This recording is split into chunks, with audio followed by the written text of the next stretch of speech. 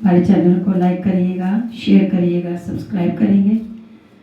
आज हम आपको जैसे कि जानते हैं भगवान की माया को जीत लेने वाले भक्त मार्ग की कथाएं हम सुना रहे थे और बीच में कुछ कारणवश हम कहानी को कंटिन्यू कर पाए और बीच में माँ देवी के नवरात्रे थे तो उस वजह से हम कहानी को कंटिन्यू नहीं कर पाए।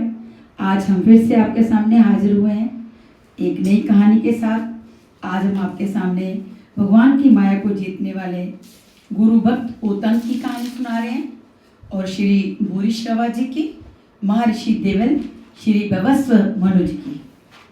तो हमारे साथ जुड़े रहिएगा। तो कहानी शुरू करने से पहले गुरु मंत्र कर।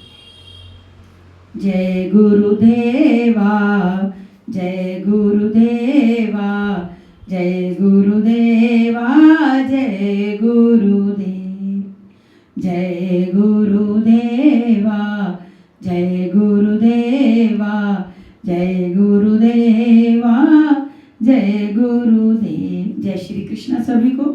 तो हमारे साथ जुड़े रहिएगा। गुरु भक्त उत्तंग की कहानी सुनाने जा रहे हैं। गुरु भक्त उत्तंग आचार्य वेद के शिष्य थे।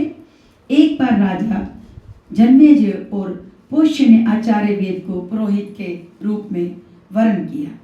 वेद कभी पुरोहित के काम से बाहर जाते तो घर की देखरेख के लिए अपने शिष्य उत्तंग को नियुक्त कर जाते थे। एक बार आचार्य वेद ने बाहर से लौटकर अपने शिष्य उत्तंग के सदाचार पालन की बड़ी प्रशंसा सुनी तो उन्होंने कहा, बेटा तुमने धर्म पर दृढ़ रहकर मेरी बड़ी सेवा की है।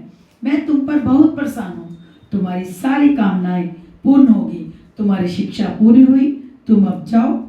उत्तंग ने प्रार्थना की, आचार्य मैं आपको कौन सी प्रिय वस्तु भेंट में दूं? आचार्य ने पहले तो अस्वीकार किया, पीछे कहा कि अपनी गुरु माता से पूछ लो।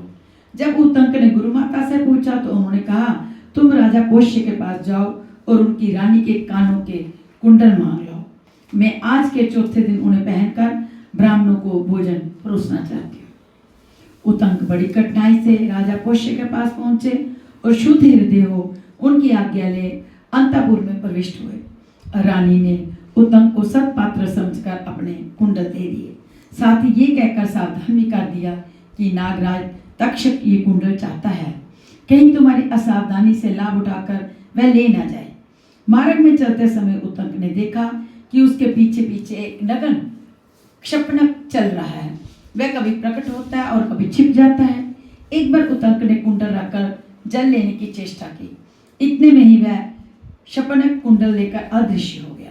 नागराज तक्षक ही उस वेश में आया था। उत्तंग ने इंद्र के वज्र की सहायता से नागलोक तक उसका पीछा किया। अंत में भयभीत होकर तक्षक ने उसे कुंडल दे दिए। उत्तंग ठीक समय पर अपनी गुरु माता के पास पहुंचा और उन्हें कुंडल देकर आशीर्वाद प्राप्त किया। ऐसे आदर्श गुरु भक्त शिष्य थे उत्तंग। एक अन्य भक्त मुनि उत्तंग के विषय में निम्नलिखित कथा भी प्राप्त होती है जो इस प्रकार है। सुबीर नगर में एक सुंदर बगीचा था। उसमें एक बड़ा भव्य और विशाल विष्णु भगवान का मंदिर था। महात्मा उत्तंग उस बगीचे में रहकर मंदिर में भगवान विष्णु की पूजा किया करते थे। वे भगवान की सेवा में रात दिन लगे रहने वाले परम शांत, निष्प्रह, दयालु और महात्मा थे। एक दिन कनिक नाम का व्यात डाकू मंदिर के सामने से निकल कर जा रहा था। उसकी दृष्टि मंदिर के ऊपर लगे हुए स्वर्ण कलश पर पड़ी।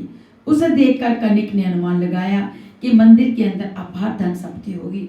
रात में वह मंदिर में घुस गया। महात्मा उत्तंग उस समय भगवान के ध्यान में निमग्न होकर उनका भजन कर रहे थे। डाकू ने देखा कि जागते हुए व्यक्ति के सामने से धन ले जाना बड़ा मुश्किल है। अतः उसने एक हाथ से उनकी चोटी पकड़ी और दूसरे हाथ में तलवार लेकर उनका मस्तक काटने को तैयार हो गया। तब बड़े मीठे शब्दों में उत्तंग ने डाकू से कहा, भद्र मैंने तुम्हारा क्या अपराध किया है जो तुम मुझको मारने को उद्यत हो? मुनि उत्तंग की अमृतमय वाणी का प्रभाव डाकू पर ऐसा पड़ा कि उसका हृदय बिल्कुल पलट गया। पहले किए पापों का पश्चाताप करके वह क्षमा मांगते हुए रोने लगा। जब इस पश्चाताप की जलन को ना सह सका तो उसने अपने प्राणों को त्याग दिया। तब मुनि ने भगवान का चरणामृत उसके मृत सिर पर डाला। उस दिव्य भगवत चरणामृत के स्पर्श से डाकू का उद्धार हो गया। मुनि पुनः भगवान की भक्ति में तल्लीन रहने लगे। समय आने पर वे भी दिव्य रूप धारण करके भगवत धाम में चले गए। तो अब हम आपको सुना रहे श्री भूरी श्रवाजी की कहानी।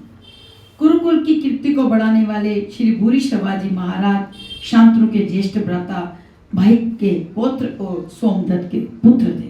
नरश्रेष्ठ सोमदत्त की दीर्घकालीन आराधना से प्रसन्न होकर भगवान शंकर ने उन्हें पुत्र प्राप्ति का वरदान दिया था, जिसके प्रभाव से इन्हें महान तेजस्वी महारथी और यज्ञों में प्रचुर दक्षिणा देने वाले भूरिश्रवा सदृश पुत्र की प्राप्ति हुई थी।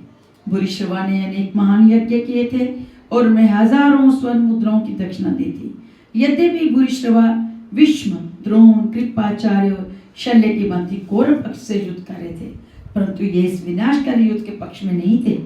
इन्होंने पांडवों के बल प्रक्रम का वर्णन करके दुर्योधन को संधि करने की सलाह दी थी। शत्रु पक्षी होते हुए अर्जुन और श्री कृष्ण ने इनके भगवत भाव की बड़ी प्रशंसा की। पर ब्रह्म परमात्मा का चिंतन करते हुए इनकी मृत्यु हुई थी। भगवान श्री कृष्ण ने इनकी मृत्यु का सम्मान करते हुए इन्हें इस प्रकार भर दिया। ये लोका मम विमला सकृत विवाता ब्रह्मादय सुरभुष बैर पिष्यमाना तानम क्षिप्रम वज्र सतता अग्निहोत्र त्याजिनम मृत्युलयो भव गरुड़ो अतात्मा अज्ञान।